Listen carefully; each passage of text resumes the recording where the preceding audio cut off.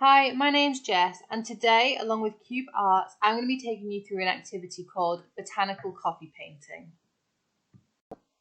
For this activity, you'll need some coffee, some boiled water, a pencil, some paper, a paintbrush, some spare pots for our different tones of coffee, and some cut plants or natural material. Next, we're going to make our coffee. So for this, you'll need some granulated coffee, some boiled water, a paintbrush, and a few spare pots.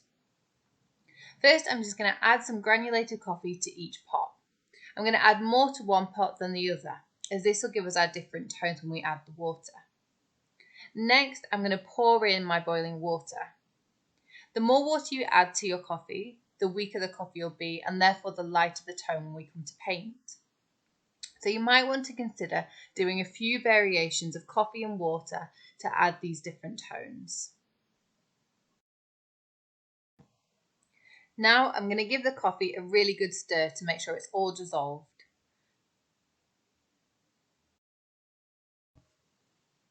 It's a good idea at this point to test your coffee to see what kind of tones you've created.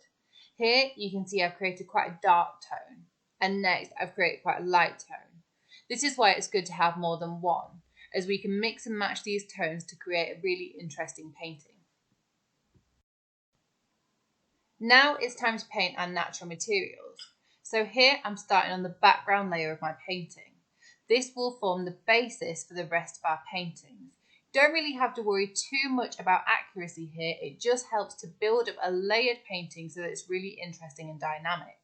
So I'm just starting to apply the larger shapes that I can see towards the back of my natural cut materials.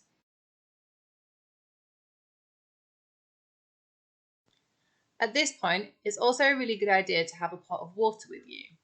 This means when we're moving from tone to tone, for example dark to light, we can wash our brushes in between.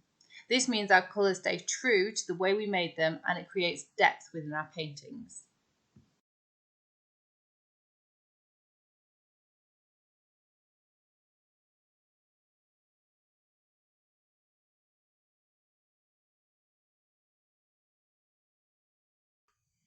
At this point, there's some really interesting things we can do with tissue. Just before your painting fully dries on your first layer, you might find that you have some wet patches of coffee just around the edges of your shapes. If we dab these with tissue, it will lift the coffee from the surface of the paper. When we do this, it creates highlights and it makes a really interesting effect within our painting. The key to this step is that you have to keep your tissue clean, otherwise we put coffee back onto the paper.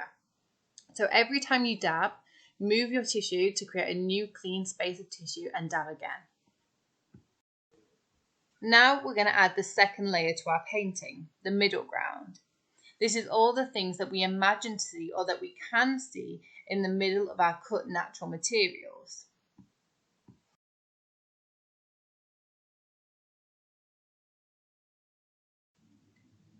In this section, it doesn't matter if we paint over what we've already painted. This just creates a layered effect and gives it more depth. The idea here is to create a layered effect of lots and lots of cut natural material to make our botanical painting. The final layer of this painting is our foreground. This is everything we can see at the front of our natural cut materials. You might consider doing the foreground in a darker tone. This is because everything at the front of our natural cut materials will really stand out to us, so we need to make it more prominent in our painting.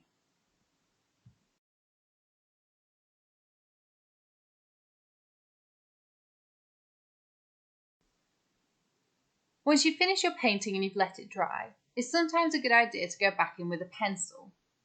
This allows us to add more detail and further contrast around the shapes within our botanical painting. Alongside this video is an activity guide and some templates to help you with your botanical painting. Remember, the most important thing is to enjoy and just give it a go.